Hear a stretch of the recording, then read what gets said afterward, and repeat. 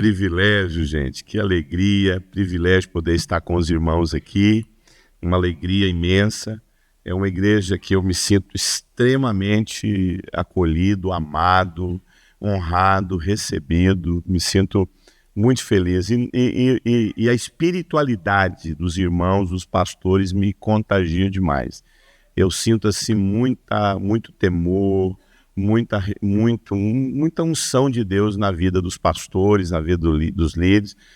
Grato demais por estar aqui servindo vocês, o Ministério do Pastor Valtenir. Acertei? Amém. Obrigado, sua amada esposa, obrigado mesmo, os pastores. Muito bom. Hoje pela manhã estive lá ministrando, lá na... Como é que vocês falam? Como? Vida Rotary, isso. Avenida, tá bom. Avenida Rotary. Que bom, gente. Amados, nós tivemos aí um conteúdo bem puxado, bem significativo. Não sei se é possível, eu gosto de uma musiquinha de fundo, não sei se é possível colocar no computador ou aqui no tangedor, aqui no teclado. Mas nós estivemos ministrando durante esse final de semana, sexta, sábado, ontem, o dia todo, falando sobre ordem. Quem estava aqui no seminário? Deixa eu fazer uma pergunta para quem não veio. Por que você não veio? Inclusive lá na Bíblia fala, né, de algumas virgens que não entraram para as bodas do Cordeiro. Por quê? Por quê? Porque elas estavam em pecado? Não. Porque elas estavam curtindo a vida, nos prazeres da vida? Não. O que elas estavam fazendo? Descansando. Tirando uma soneca. Às vezes a gente deixa de receber algo precioso por conta de um bom descanso. Não estou dizendo que a gente não possa descansar. Só estou dizendo que, se tratando da vida da igreja, nós temos que entender o que Deus está entregando. Foi bênção, gente. Mas a igreja ainda tem a oportunidade de assistir o conteúdo que vai ser liberado lá nas redes sociais, lá no canal do YouTube. Amém? O pessoal está preparando lá, não sei se eu deixei para a última hora, lá a projeção já conseguiu lá. Para quem não conhece, a minha amada esposa, não é filtro não, ela é bonita mesmo. Eu espero em nome de Jesus que nessa segunda levada de ministração que eu vou ter com os irmãos aqui agora, nessa segunda temporada, a gente possa, a gente está morando em Curitiba, e vocês vão descobrir uma coisa, que depois que vocês trazerem a Osana para ministrar aqui, vocês nunca vão me trazer mais, assim. Porque quando eu viajava com ela, antes das crianças nascerem, eu ministrava sexta, sábado, domingo à noite ela ministrava. Aí os pastores falavam, rapaz, se eu soubesse que a sua esposa ministrasse melhor que você, eu tinha colocado ela. 3 dias ou ser um dia só. Mas, por favor, acredito que Deus vai nos dar a oportunidade. Meu filho João Pedro, casado, tem 1 ano. Minha linda nora, minhas 3 filhas, Sara e Júlia. Amém? Depois você passa lá e adquira. Querido, o pessoal chegou com os meus livros lá. Ainda tem alguns livros aí, não tem? Então, amado, passa lá, adquire o nosso material. Esse material aí, com certeza, se você comprar um livro daquele lá, é um porcelanato que você está comprando, é um tijolinho que você está comprando, porque eu sonho em dar uma casa para minha esposa e a gente usa esses livros que a gente vende, principalmente para comprar a nossa casa. Então passa lá, tenho certeza que vai ser bênção. Mas eu queria fazer uma coisa. Passa o próximo slide aí, coloca no meu Instagram. Tá? Deixa eu te falar uma coisa. Pega o seu celular, mira aí no meu Instagram. Ah, pastor, mas eu te sigo. Não, você pode seguir e deixar de seguir, porque aí você entra na lista, tá? Mira seu celular no meu Instagram e começa a me seguir no meu Instagram. Você sabe por quê? Porque eu vou sortear ali 2 livros. A hora que o pessoal pegar a palavra aqui para finalizar o culto, eu vou parar ali na cadeira e vou mandar um recadinho para você.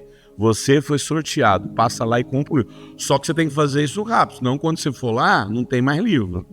O pessoal vai levar tudo lá, entendeu?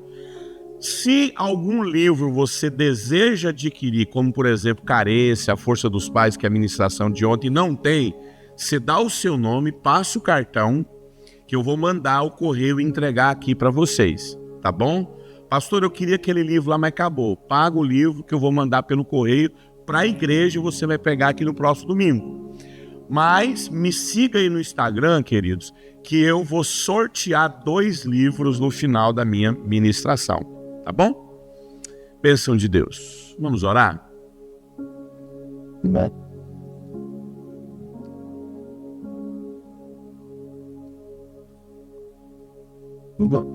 Pai Santo, obrigado por essa manhã tão maravilhosa. Quantas pessoas desejariam estar vivendo o que a gente está vivendo aqui?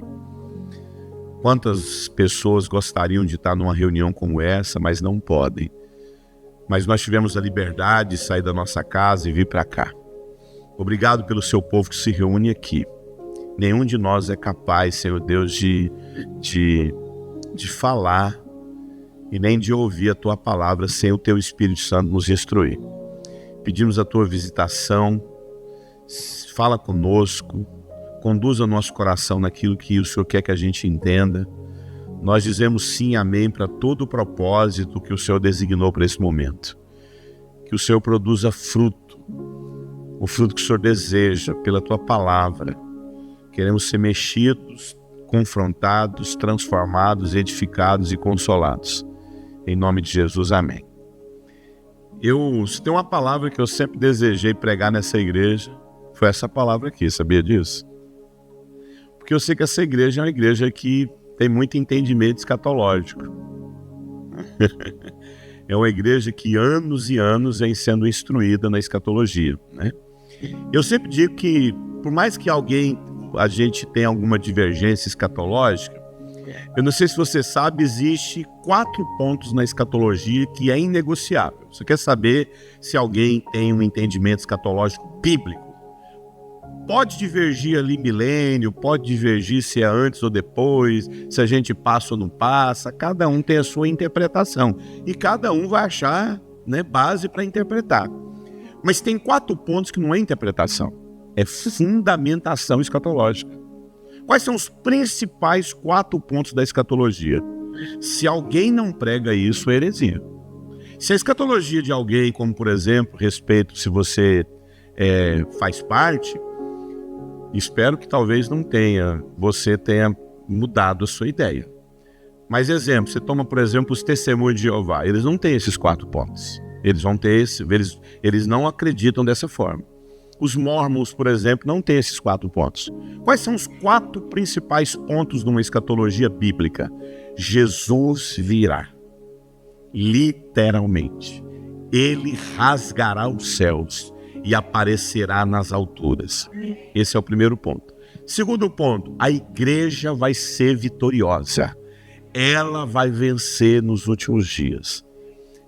Terceiro ponto, haverá ressurreição de mortos. Nós ressuscitaremos com Cristo. E o 4º e último ponto, Satanás e sua trupe será destruída. Vai ser condenada. 4 pontos, que é inegociável. Jesus virá literalmente, não é uma interpretação, não é uma figura. Não, Jesus virá, não é bem isso. Não, ele virá visivelmente. A igreja será vitoriosa. Haverá ressurreição de mortos e o Senhor Jesus e Satanás e sua trupe será condenado. Acertei?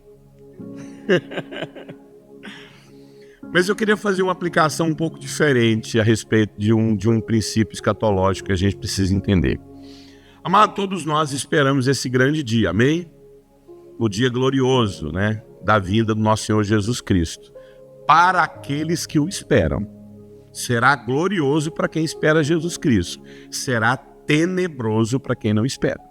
Para quem tem uma vida de qualquer jeito, esse dia será maravilhoso para uns, será horrível para quem não espera e será maravilhoso para quem espera. Por isso que a gente fala, eu tenho uma boa e uma má notícia. A boa notícia é que Jesus está vindo. A má notícia é que Jesus está vindo. Depende de que lado você está. Mas esse grande, terrível dia do Senhor é para aqueles que esperam, né? Mas é interessante, as pessoas não conseguem entender, mas quando é os últimos dias? Para quem não sabe, os últimos dias começaram exatamente quando Jesus veio ao mundo. Ali começou os últimos dias. A palavra de Deus diz em Gálatas 4, na plenitude dos tempos, Deus enviaria o seu Filho. O que é plenitude do tempo? Na conclusão das eras, no último dia. Jesus, a vinda de Jesus marca os últimos dias. Agora presta atenção. Tempos dos fins é marcado por julgamento. Tempo dos fins sempre é marcado por um julgamento. Deus julgará todos na terra. E o julgamento final, esse grande dia do Senhor, todo ser humano será julgado diante de Deus. A rótula do joelho de todo ser humano na terra se dobrará. A rótula dos grandes reis, a rótula dos grandes conquistadores do planeta Terra, todos estarão diante de Cristo de joelhos dobrados. Cada um será julgado por Deus de maneira justa. Não haverá um único ser humano na terra que vai poder chegar diante de Deus e falar: é injusto o que o Senhor está fazendo comigo. Deus julgará os pecados da humanidade, Deus julgará a corrupção da humanidade, Deus julgará os pecados sociais, os pecados espirituais, Deus julgará todo o aborto, Deus julgará a erotização infantil, Deus julgará as perversões sexuais, Deus julgará os sistemas de governo corrupto, Deus julgará as ideologias que destruíram as famílias, Deus julgará todos, toda a humanidade será julgada por Deus. Eclesiastes 12:14 fala: pois Deus trará julgamento a tudo que foi feito, inclusive o que está escondido. Seja bom, seja mal. Eclesiastes 12:14. Mas sabe qual que é o problema?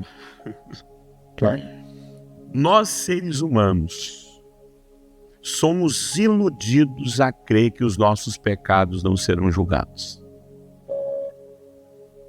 Nós, seres humanos, temos uma tendência natural em acreditar que esse juízo não vai acontecer. A gente é bom, amado, em crer em milagres. A gente é bom em crer em bênção, a gente é muito bom em crer no amor de Deus, a gente é muito bom em crer na graça de Deus. Mas quando fala de juízo, nós temos uma tendência em não dar muita atenção. 2 Coríntios 13:5 fala: examinai-vos, pois, a vós mesmos, se é que realmente estejais na fé. Provai a vós mesmos. Ou não reconheceis que Cristo Jesus está em vós, se é que vocês já não estão reprovados. Amado, nós temos uma tendência natural, como eu já disse, em crer que Deus não vai corrigir os nossos erros, os nossos desvios de caráter, os nossos pecados. Amado, as Escrituras dizem que o tempo dos fins, como eu já disse, seria marcado por julgamento. Mas a Bíblia fala que o tempo dos fins seria marcado por pessoas que não vão gostar de ouvir isso. Você toma, por exemplo, as igrejas lá dos Estados Unidos. Não sei se você sabe, as igrejas elas são preparadas para desenvolver um culto que ninguém seja confrontado. É proibido. Eu conheci um casal e eles frequentam uma dessas igrejas lá, americanizadas lá em São Paulo, né? Assim, você chega no culto, o teto se abre, aí tem um céu maravilhoso, existe um aroma de perfume que exala no ambiente para você ter uma sensação de que você está num lugar verde. As músicas fazem tocar, e lá é dito, precisa tocar nas emoções das pessoas. Eu não sou contra a música, eu coloco uma música de fundo, eu gosto disso. Mas, amado, a cada dia a gente vive um tempo onde as pessoas querem se sentir apenas bem num culto. E esse casal falou para mim: Eurípides, lá é proibido confrontar pecado. A igreja não está aqui para confrontar pecado. E Paulo fala isso para Timóteo, porque, não sei se você sabe, o livro de Timóteo tem ali um perfil escatológico também. O Paulo fala para o Timóteo, lá em 2 Timóteo 4, ele fala: pois virá o tempo em que as pessoas não suportarão doutrinas saudáveis, sã doutrina. Pelo contrário, eles vão se ajuntar a uma turma boa de mestres, né? Segundo os seus próprios desejos, eles vão sentir coceira no ouvido e eles se recusarão a ouvir a verdade, acreditando em mentiras, em fábulas. Deus julgará, Deus reprovará, ou Deus aprovará a vida das pessoas. Mas posso falar uma coisa? Tem uma maneira de Deus tratar o mundo que me enche de temor. Eu já preguei essa mensagem 2 vezes. A primeira vez que eu preguei essa mensagem foi numa Assembleia de Deus. A primeira vez foi na Assembleia de Deus, a segunda foi na minha igreja. E quando eu recebi o convite para vir aqui, eu falei, olha, eu quero que Deus me dê uma oportunidade de pregar essa mensagem lá, porque eu sei que são irmãos que eu vou me sentir muita vontade de falar de julgamento. Que eu vou sentir muita vontade em falar de que Deus julgará a terra. Porque nós vivemos um tempo, amado, que tudo é amor de Deus. Amado, o amor de Deus hoje virou um ídolo. Eu costumo falar que na minha adolescência a gente pecava durante a semana e final de semana era horrível, amado. Porque você pecava, e nossos pecados eram assim, era explodir bomba em banheiro. Nossos pecados é ir numa matinê escondida dos pais, pra dançar discoteca, entendeu? Pô, feio, minha geração era feia demais, hein? As calças tudo pra dentro, assim, uns cabelos todo assim. Mas quando chegava dia de domingo, final de semana, você ficava, ai, misericórdia, se o pastor falar sobre a volta de Jesus. Tinha um vinil que eu morria de medo. Osno na Loloega, a trombeta, aquilo lá acabou, meu irmão. Acabou sua vida quando você ouvia aquele DVD, A Última Trombeta. Ruth, quem lembra desse vinil? Só nós, entendeu?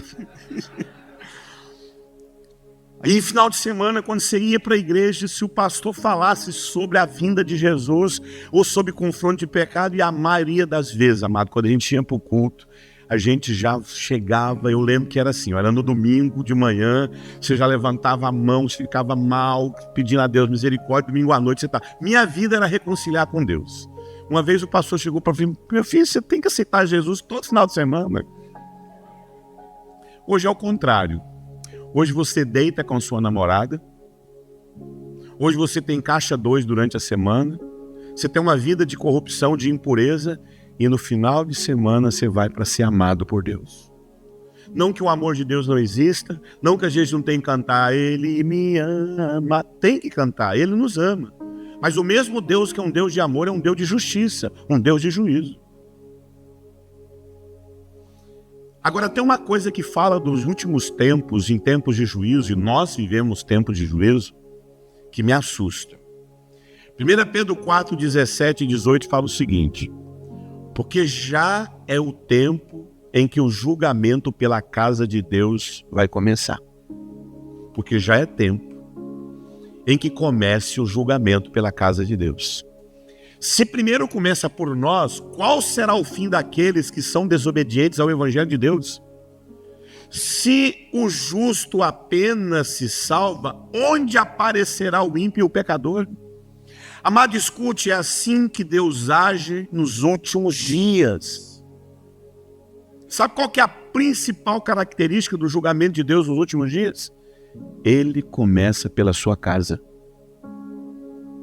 Ele não começa pelo mundo. Recentemente Deus falou comigo. E foi antes desses escândalos que a gente está vendo aí. Tem uns 2 anos. E eu lembro que meu filho chegou para mim, pai, o senhor falou isso para mim.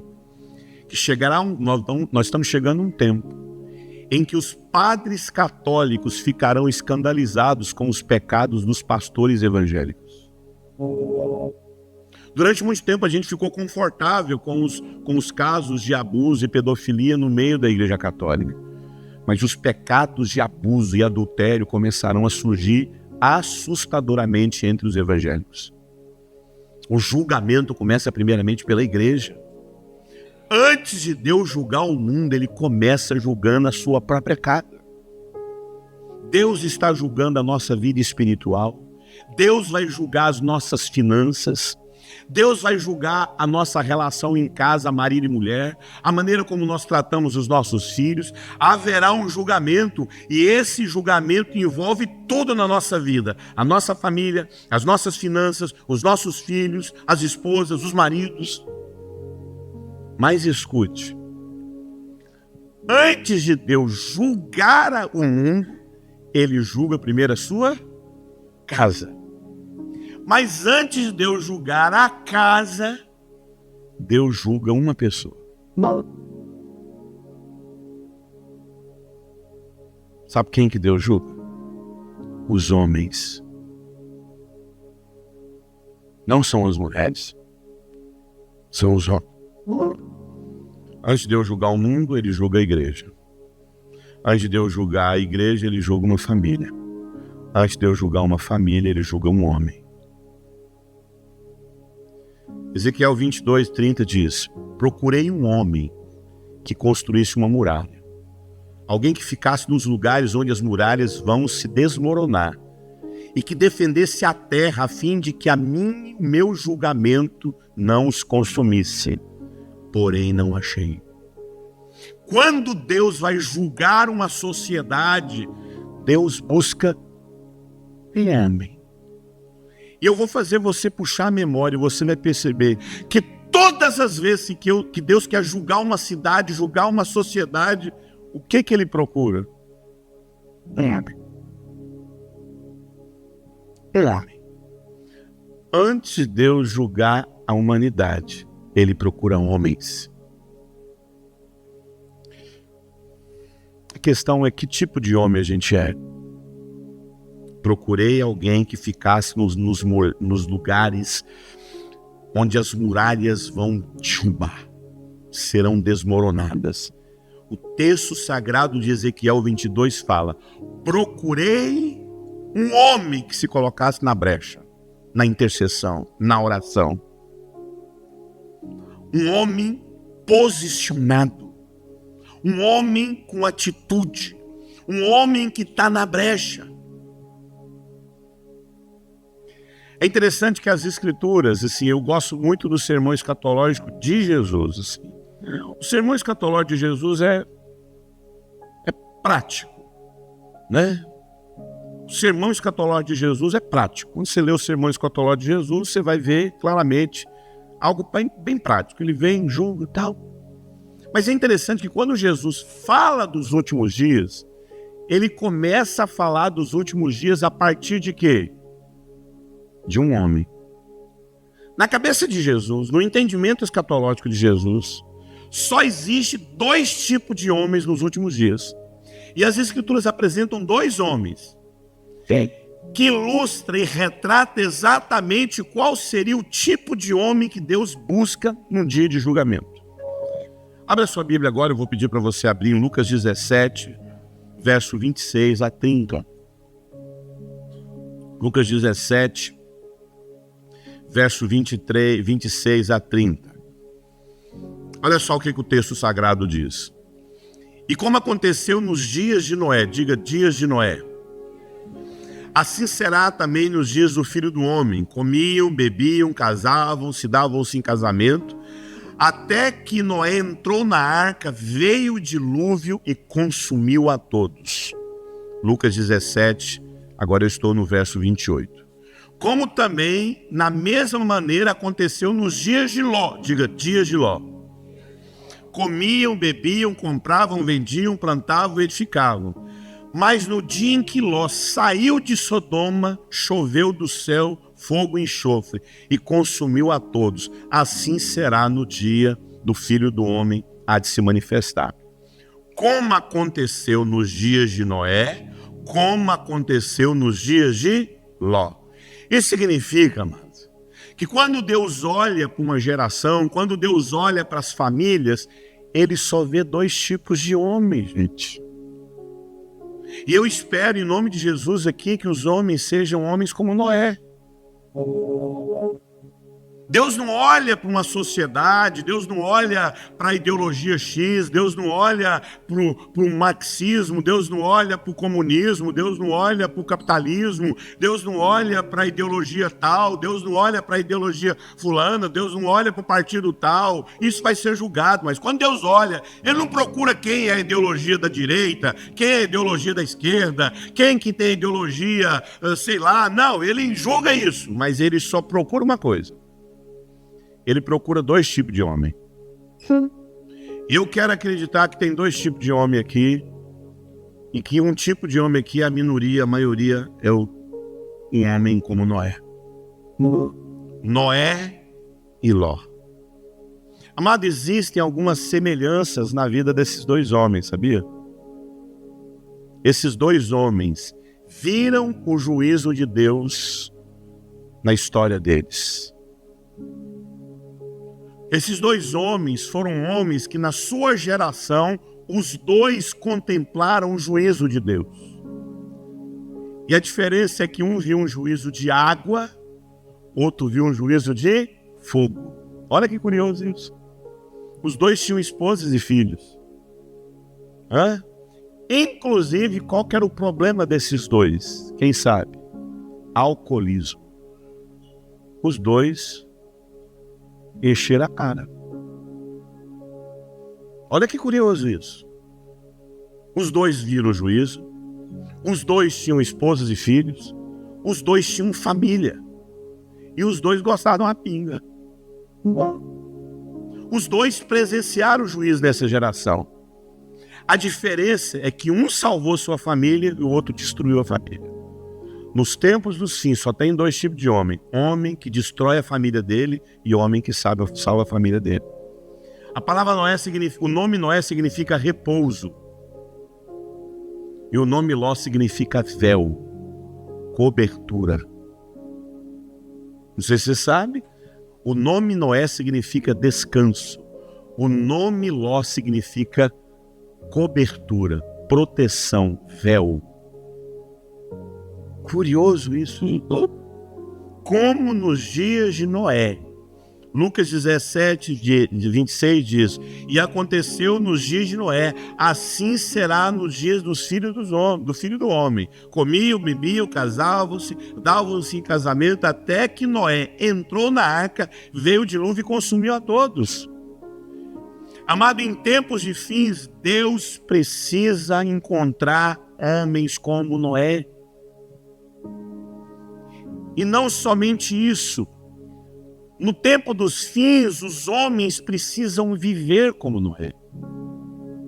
Noé foi o primeiro homem da Bíblia que viu o juízo de Deus. E o que marcou o ministério de Noé foi salvar a sua família. Pela fé, Hebreus 11:7 diz, pela fé, Noé divinamente avisado das coisas que viriam. Homens como Noé estão preocupados com aquilo que Deus está fazendo, com os avisos de Deus. Está todo mundo fazendo um monte de coisa. O homem, a geração de Noé, está preocupada com o que tem que ouvir de Deus. Ele foi divinamente avisado das coisas que iriam vir. Temendo a Deus, para a salvação da sua família, preparou uma arca pelo qual o mundo foi condenado. E ele foi herdeiro de justiça segundo a fé. Para que Noé preparou a arca? Para salvar bicho? Não, os bichos veio de brinde. Ele preparou uma arca para salvar sua família. Noé andava com Deus. Será que a gente anda com Deus, gente? Será que a gente está atrás de uma boa pinga? De dinheiro? Gênesis 6:9 diz, eis a história de Noé. Noé era homem justo, íntegro entre os seus contemporâneos. Essa frase é maravilhosa. Noé andava com Deus. Noé andava com Deus. Amado, o homem dos últimos dias, que vai salvar a sua família, é o homem que anda com Deus. Em tempo dos fins, Deus procura homem que ande com Ele. Homens que andam com Ele. Em tempos de fins, em tempos de julgamento, homens precisam viver a vida de Noé. Homens precisam ter esse temor. O perfil de um homem que anda com Deus é um homem que tem temor do Senhor, caráter, caminhada com Deus, experiência com Deus, vida de temor do Senhor. Alguém chegou para mim e falou assim, mas você não tem noção, tanto que aquela mulher me tentou para eu cair. Falou, você não tem noção quanto não há temor do Senhor em você. Amados, nossos pecados, foi uma coisa para você, mulher. A fidelidade do homem não tem a ver com a beleza dessa mulher. Não estou dizendo que você tem que ser um trem feio, esquisito. Não é isso que eu estou falando. Eu estou falando que a fidelidade de um homem à esposa dele tem a ver com o temor que ele tem a Deus. Temor do Senhor. Posso falar uma coisa para você? Todo final de semana eu estou sozinho num hotel. Ninguém sabe o que eu estou fazendo. E você sabe o que me salva naquele quarto de hotel? O temor que eu tenho em Deus. E as pessoas falam assim, ó. É a minha interpretação. Respeito, você pensa diferente, tá?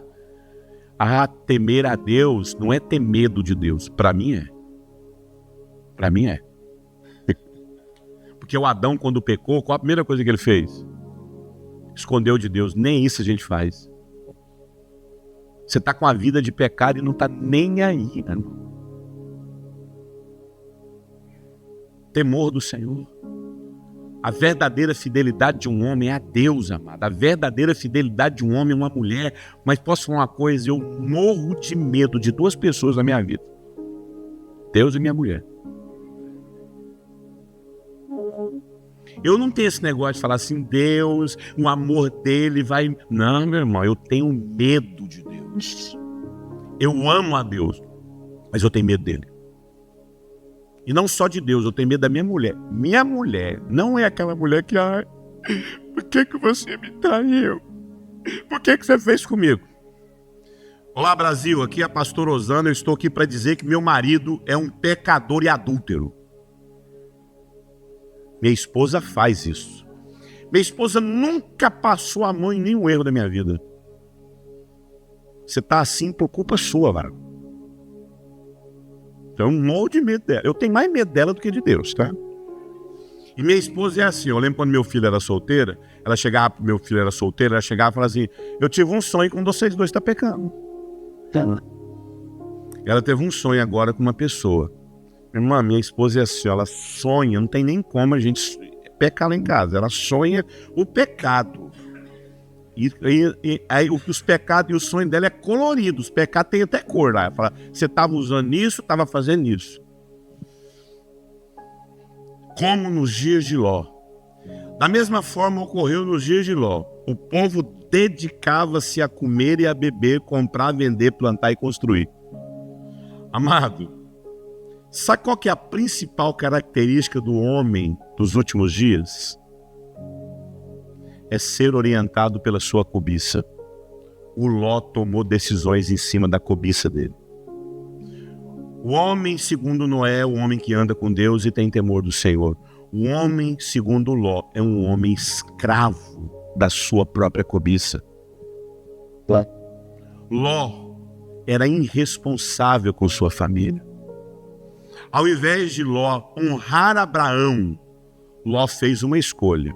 Gênesis 13:10 diz, então Ló levantou os olhos, viu a planície do Jordão, que era bem regada, antes de Deus haver destruído Sodoma e Gomorra.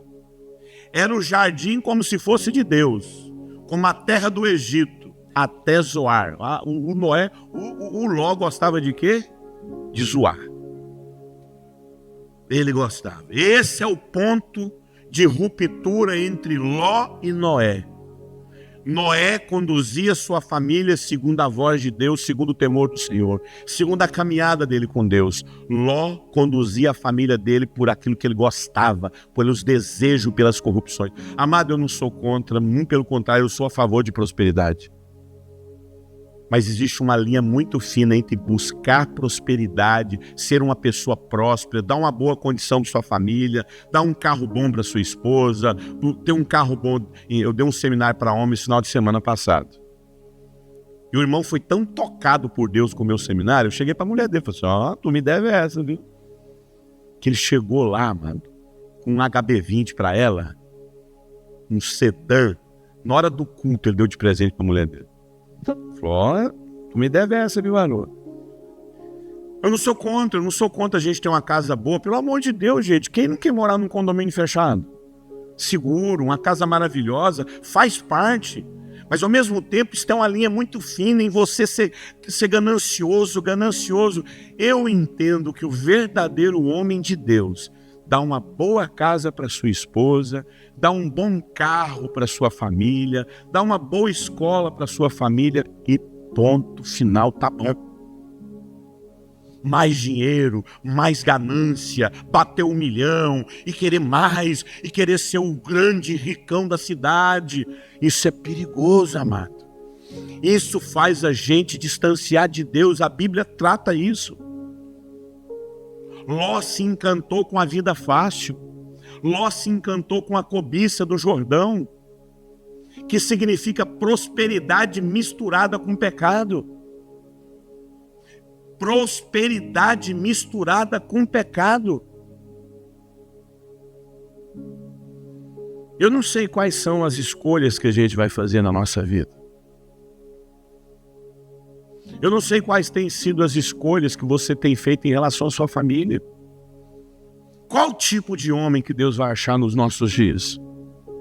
Qual será o tipo de homem que nós seremos em tempo de julgamento? Qual vai ser o tipo de homem que vai apresentar a sua família? Amado, olha só a história do Ló. O Ló terminou sem esposa. O Ló terminou sozinho numa caverna, abusado pelas 2 filhas dele. Praticou incesto. Ela ficou grávida, cada uma ficou grávida do próprio pai. Mas é interessante, amado, que Ló era o cara que tinha tudo para dar certo. Ele ouviu a direção de Deus através de um homem, sim ou não? Ele saiu da terra dele com um homem que tinha direção de Deus. E a Bíblia descreve a prosperidade de Ló, era assustadora, mano.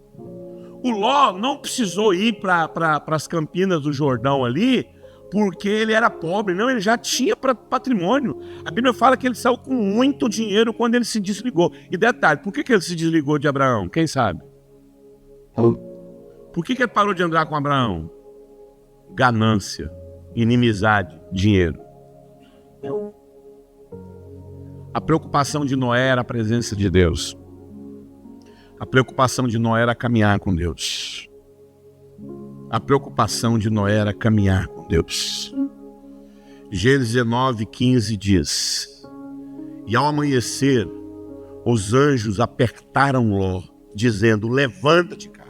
Toma tua mulher, toma as tuas 2 filhas, para que você não pereça o castigo que vai vir sobre essa cidade. Ló, porém, se demorava. Pelo que os anjos pegaram Ló pela mão, pegou a sua mulher e as suas filhas, sendo-lhe misericordioso ao Senhor, assim tiraram e puseram eles para fora. Amado, olha o nível de passividade desse moço. Os anjos tiveram que fazer o quê? E você sabe por que os anjos foram lá salvar Ló e a família dele? Quem sabe? Por conta da intercessão de Abraão. Se não é Abraão para interceder por aquele homem, ele ia morrer com a família dele. E ele perdeu tudo. A mulher do Ló virou uma estátua de sal. Posso falar uma coisa para você? Quantas mulheres estão petrificadas na vida, salgadas na vida, por conta de um homem que não sabe salvar sua esposa? Interessante que o texto sagrado fala algo muito curioso. Fala que na hora que os anjos estavam lá na casa do Ló, a população de Sodoma e Gomorra cercou a casa dele e falou assim: a gente está sabendo que tem 2 anjos aí. Deixa a gente ter relação sexual com esses anjos. Amado, o povo de Sodoma e Gomorra estava tão maluco que eles tiveram experiências sexuais, de perversão sexual, com tudo quanto é tipo de coisa. Eles falaram assim: como é que deve ser com anjo? Olha só, amado. Eles queriam fazer sexo com anjo. E você sabe o que o Ló fez? Quem sabe? Ofereceu as filhas dele. Olha o nível de doença que esse homem vivia. Um homem que, para salvar anjo, coloca até a família em xeque. Eu conheço um monte de gente que, para salvar ministério, salvar vida ministerial, eles colocam os filhos em sacrifício. É interessante, amado, que quando os anjos chegam para salvar Ló, quem sabe onde Ló estava? Sentado na porta de Sodoma e Gomorra. Algumas pessoas dizem que quem sentava às portas ali era uma liderança, era um tipo de governador, era um líder lá na cidade. O Ló estava tão enfiado naquela cidade que ele virou até um governante lá. Não sei se ele era um vereador, Não sei, alguma coisa que ele já estava ali junto com aquele povo ali, maquinando e decidindo com aquele povo. Família. E aquelas filhas, para elas deitarem com o pai dela, você imagina como é que a cabeça daquelas meninas já estava? Para aquela mulher se ficar presa ao mundo, amado, tem homens, escuta aqui, amado, tem homens, tem amigos meus que eu parei de seguir na internet, porque eu não suportava ver a esposa com tanta roupa seminua. Homens crentes que eu parei de seguir na internet porque eu não suportava ver as filhas e a esposa praticamente nu o tempo todo, com biquíni e seios de fora. Homens que não guardam suas esposas. Homens que não guardam suas filhas. Esse tempo atrás eu falei para minhas filhas, não há possibilidade desse tipo de roupa, não há. Deixa eu falar uma coisa para você, põe um negócio na sua cabeça. Isso aqui não faz parte. Não há possibilidade de você não escolher e não ir na igreja. Minhas filhas, amado, elas não têm opção de decidir se vai ou não vai. Vai, ponto final. Nós somos uma geração que a gente vem para a igreja e deixa a filha em casa. Possivelmente tem gente aqui que chegou pro filho hoje de manhã e falou assim, você vai na igreja, meu filho? Vou não! Ai, tá bom. Quem é que não tinha escolha? Quem é que tinha que vir para a igreja e ainda levava um tapa na orelha se não viesse? Quem é que? Você se arrepende disso? Você acha que seu pai errou com você? Amado, o que a gente está produzindo, mano? Essa é a geração de Ló, que não sabe proteger a família. Que muito pelo contrário, coloca a família no altar da pornografia. Faz a família ter residência na pornografia, na perversão. Como é que você tem conduzido a sua família, homem? Você anda com Deus? Amado, a gente teria muita coisa para falar de alguém que anda com Deus, muita coisa, amado. Como a gente teria versículo da Bíblia para falar da nossa caminhada com Deus, da maneira como nós conduzimos a nossa família. Amado, você sabe o que eu vejo? A principal característica de Ló? Ló era um homem passivo. Passivo. Quem conduzia Ló era a ganância dele, a mulher dele e as filhas dele. Este é o maior inimigo de todo homem que não sabe conduzir sua família. Passividade, passividade. Eu nunca esqueci do Valdir. O Valdir foi um homem que chegou na nossa base há uns 10 anos atrás. E o Valdir era dono de uma rede de motéis em São Paulo. Mas o Valdir teve uma experiência muito real de conversão, muito real de novo nascimento. E a primeira coisa que ele fez foi vender aqueles motéis todos. Vendeu tudo. Pegou aquele dinheiro, alugou algumas casas, comprou algumas casas, pôs de aluguel, pegou o filho, a filha, eu lembro direitinho, o filho dele tinha 17 anos e a filha tinha 14 anos de idade.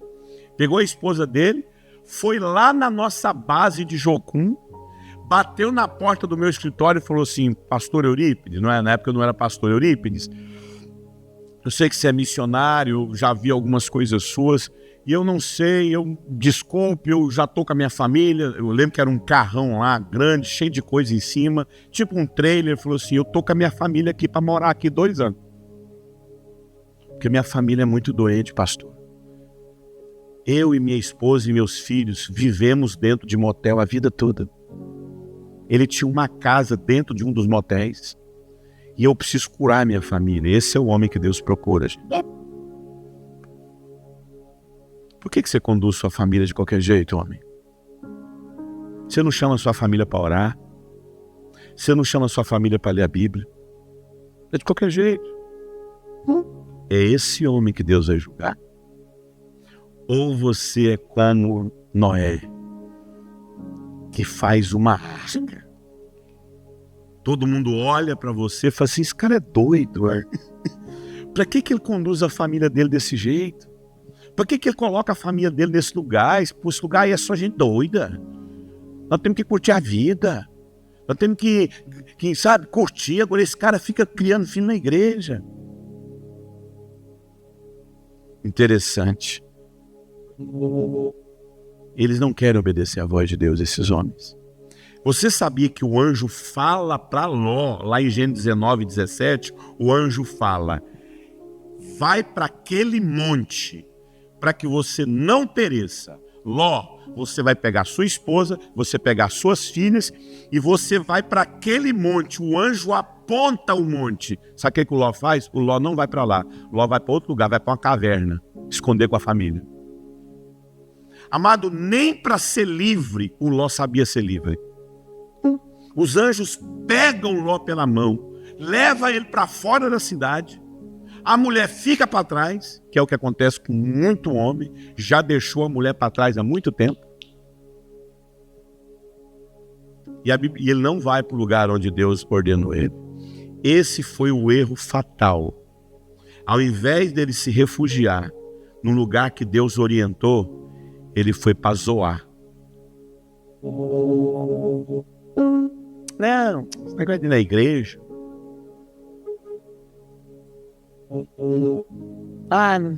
Esse negócio de ir para a igreja, negócio de ficar tendo culto no lar, isso não precisa não. Mulher, para de religiosidade. Mulher, para de ficar com esse negócio de santidade. Não é bem assim não. A gente tem que trabalhar, ganhar muito dinheiro.